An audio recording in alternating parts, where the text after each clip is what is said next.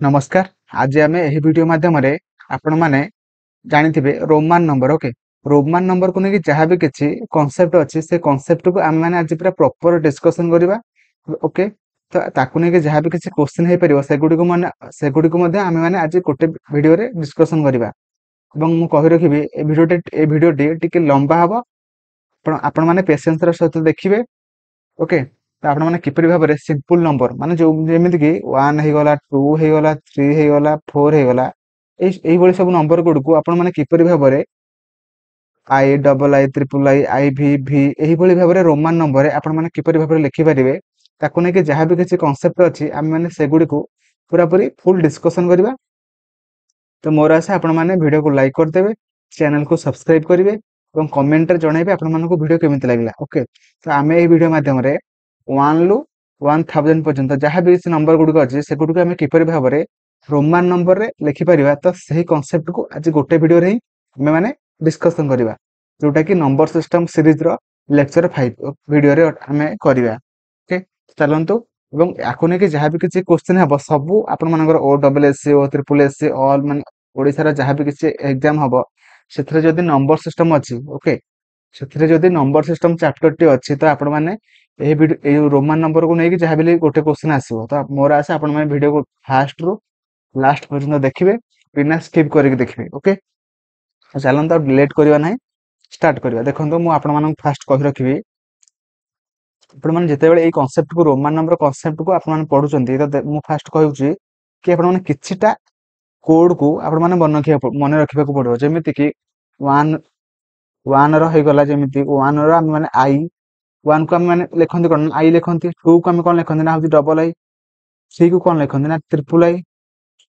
4 को कौन लिखती ना हूँ आई भी 5 को कौन लिखती 5 को भी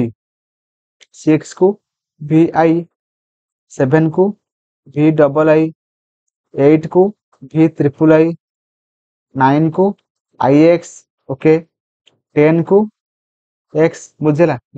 मैंने एतिक ही मन रखा पड़ो। ता सहित आउ 5टी कोड आपण मानक मु कहि दउची जेमिति कि हैला 50 50 को आपण माने लिखिबे जेमिति कि एल 100 को आपण माने लिखिबे सी तापर आसिला 500। ओके, 500 को आपण माने लिखिबे डी तापर आसिला 1000 को आपण माने लिखिबे एम ए। किपरि किपरि भाबे को मन रखिबे आपण माने देखो एम ए होज गोटे पिला थिला एम ए घरे एलसीडी टीवी थिला एलसीडी टीवी थिला। ओके, एम ए गोटे पिला तांको घरे एलसीडी टीवी थिला। ओके, बुझला। तो मोर आशा आपण माने एतिकी आपण माने यदि मन रखिदेले तो ए 1 रु नेकी 1000 पर्यंत जहाँ भी किसी नंबर गुड़िक अच्छी से गुड़ को आपण माने रोमान नंबर रे आपण माने लिखि परिबे। बुझेला।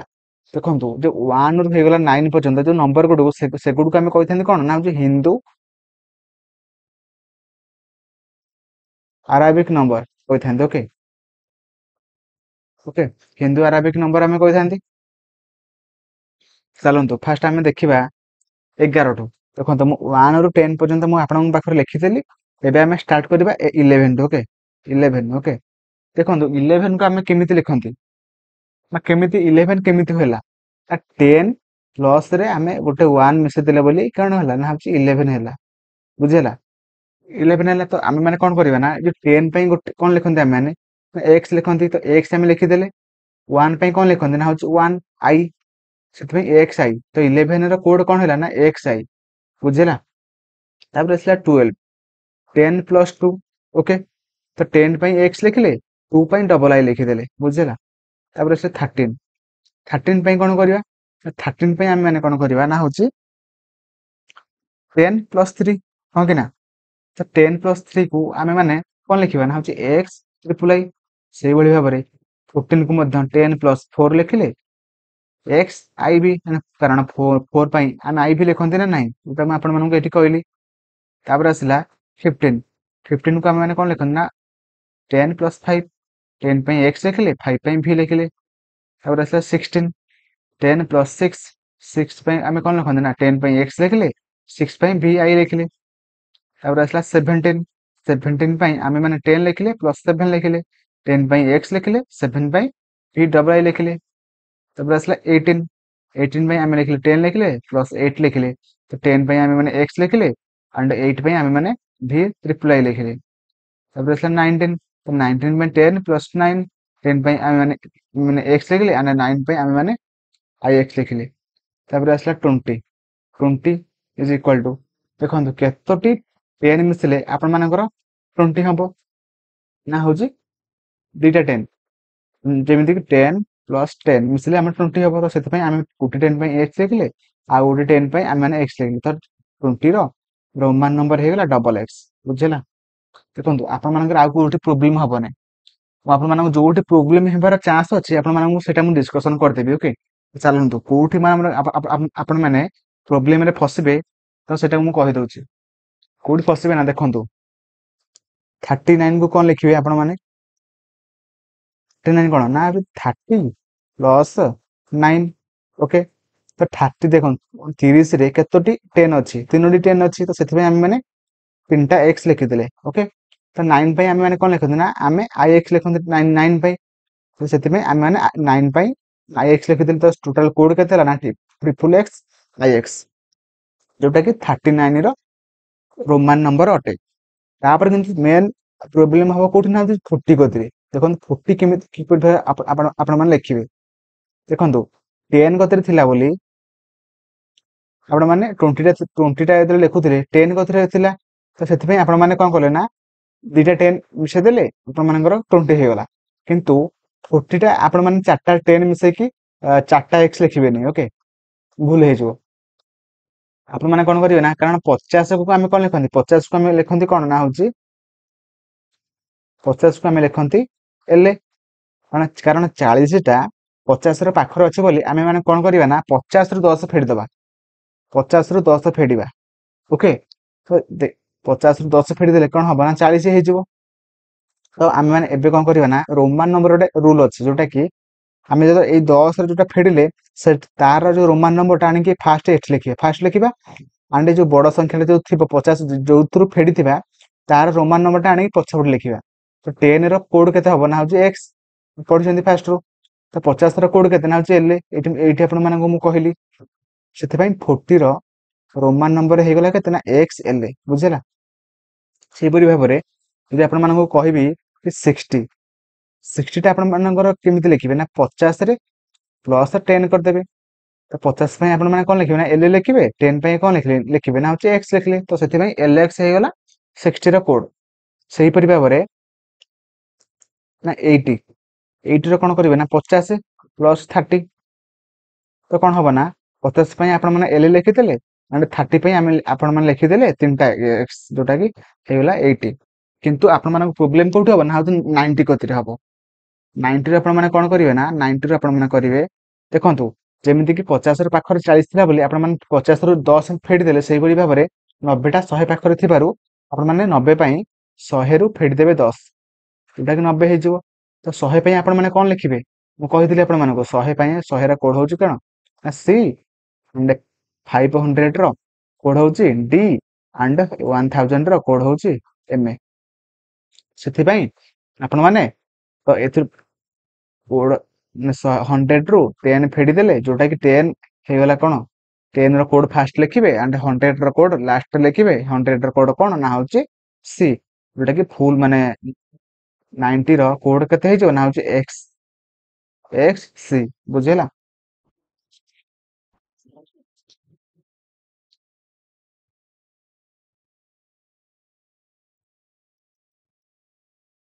x 90 ର କୋଡ କେତେ ହେଇଗଲା ନା ହଉଛି x and c ବୁଝିଲା ତ ଏବେ ଆମେ ଦେଖିବା 3 ଡିଜିଟ ନମ୍ବର ମାନଙ୍କର କୋଡ ଆପଣମାନେ କିପରି ଭାବରେ ବାହାର କରିପାରିବେ ବୁଝିଲା ତ ଚାଲନ୍ତୁ ଆମେ ଷ୍ଟାର୍ଟ କରିବା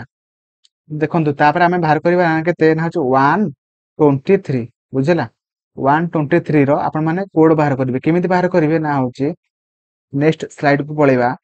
123 ଦେଖନ୍ତୁ ଏଟାକୁ ଫାଷ୍ଟ ଆପଣମାନେ ଭାଗ ଭାଗ କରିଦେବେ ଲେଖିଥିଲେ ଏଠି 100 ତାପରେ ଲେଖିଥିଲେ 20 and ଏଠି ଲେଖିଥିଲେ 3 ବୁଝିଲା ଏଇଭଳି ଭାବରେ ଆପଣମାନେ ବି କରିବେ ତ 100 ର କୋଡ କେତେ ନା ହଉଛି ସି 20 ର କୋଡ କେତେ ନା ହଉଛି ଡବଲ x एंड 3 ର कोड केते ना होची ट्रिपल आई तो सेथि पई तार कोड केते ही गला ना होची C double X triple I बुझेला ओके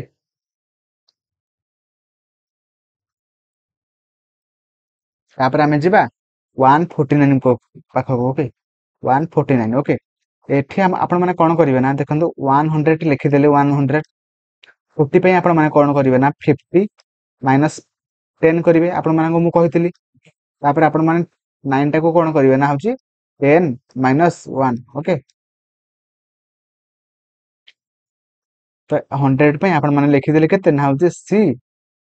एठी आपण माने कहितली जो 10 टा 10 रे कोड फास्ट लिखिबे तापर 50 रे कोड तापर लिखिबे जेमिति कि 10 रे कोड होगला x एंड 50 रे कोड होगला केते ना होची la तो x la तो 9 रे कोड केते ना होची ix ओके ix जोटा कि 149 रो कोड केते हेजो ना होची cxl ix हेजो राइट आंसर ओके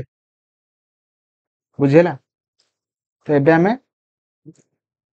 आ गोटे डिस्कशन करबा जोटा कि आपण मानकर प्रॉब्लम हेई पारे सेटा को आपण मानकू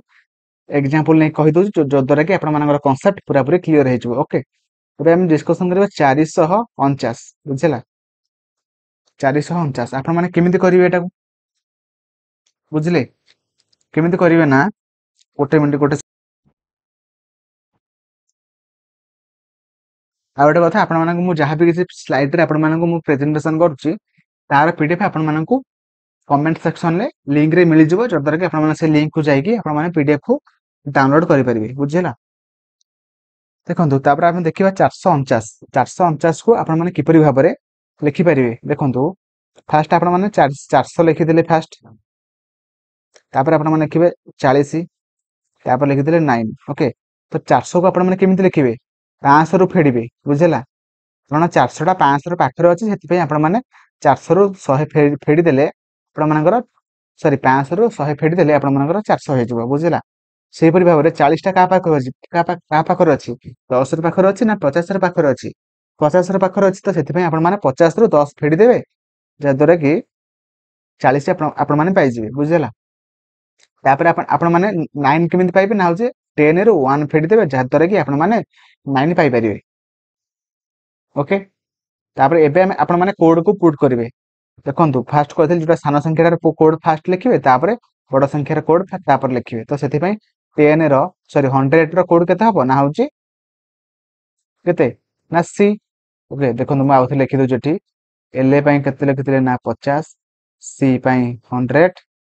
डी पई 500 एंड एसडीएम एम पई आमे माने 1000 बुझिला सेति पई आमे माने 100 रो कोड केते लिखिबा ना होची सी फास्ट लिखिबा तापर 500 रो कोड होची डी तो सी डी तापर एठी लिखिबा एमती एक्स एंड एल एठी लिखिबा आई एक्स सेति पई 449 रो कोड हे जबो केते ना होची सी डी एक्सएल आई एक्स हे जबो 149 रो कोड ओके बुझिला तापर एबे हम डिस्कशन करबा काहाकू नै कि ना होची आ गोटे बड़ संख्या नै जिबा जोटा एबे हमें आ गोटे 3 डिजिट नंबर को नेके देखिबा जोटा कि 989 ओके तो 989 जोटा कि गोटे बहुत बड़ संख्या हो जाउची सेटा को नेके हमें देखिबा जदि एबे पर्यंत आपण मानकर जहां भी किछि माने डाउट थिबो सब किछि क्लियर हे जबो ओके फास्ट हमें कोन करबा ना भाग भाग कर दबा जोटा 980 एंड 9 तो 900 टा केमिति बाहरियो केमिति ना होची 1000 रु कारण देखंतु 900 टा कहा पाखर अछि 1000 रे पाखर अछि ना होची 500 रे पाखर अछि देखंतु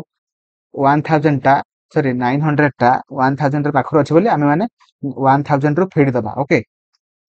तो फेडी देले केते बना होची 100 तापर आसला 80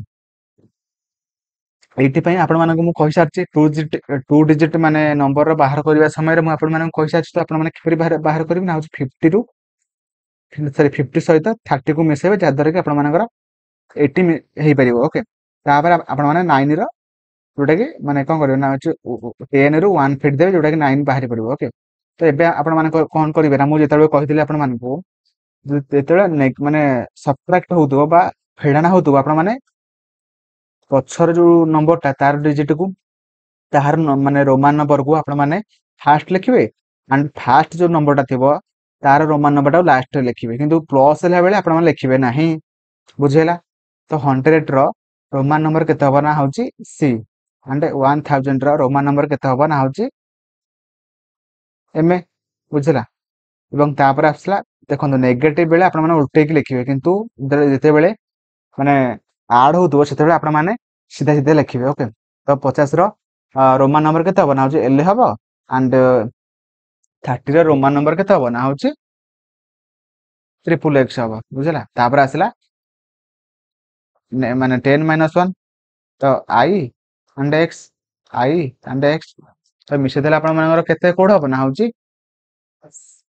989 ର କୋଡ କେତେ ହେଇଯିବ ନା ହଉଛି C M L triple X I X, ଯୋଉଟା କି ଆପଣ ମାନଙ୍କର କୋଡ ହେଇଯିବ, ଯୋଉଟା କି ରୋମାନ ନମ୍ବର ହେଇଯିବ। ତ ମୁଁ ଆପଣ ମାନଙ୍କୁ କମେଣ୍ଟରେ, ଆପଣ ମାନେ ମତେ କମେଣ୍ଟରେ ଜଣେଇବେ ଯଦି ଆପଣ ମାନେ ଠିକ ଭାବରେ ବୁଝିପାରିଥିବେ। ଆପଣ ମାନେ କମେଣ୍ଟରେ ଜଣେଇବେ, ଯଦି ଆପଣ ମାନେ ବୁଝିପାରିନାହାନ୍ତି ଏବେ ପର୍ଯ୍ୟନ୍ତ ବି ଆପଣ ମାନେ ଯାଇକି ଆଉ ଥରେ ଭିଡିଓଟାକୁ ଫାଷ୍ଟରୁ ଦେଖି ଦିଅନ୍ତୁ, ଯାହାଦ୍ୱାରା କି ଆପଣ ମାନେ ପୁରାପୁରି ଠିକରେ ବୁଝିପାରିବେ। ଓକେ, ତ ମୁଁ ଆପଣ ମାନଙ୍କୁ ଟ୍ୟାକ୍ସ ଦଉଛି, ଆପଣ ମାନେ ମତେ କମେଣ୍ଟରେ ଜଣେଇବେ କି 679 ର ଗୋଟେ କୋଡ ଜଣେଇବେ, ରୋମାନ ନମ୍ବରକୁ ଜଣେଇବେ, ତାପରେ ଆସିଲା 599 ର ଜଣେଇବେ,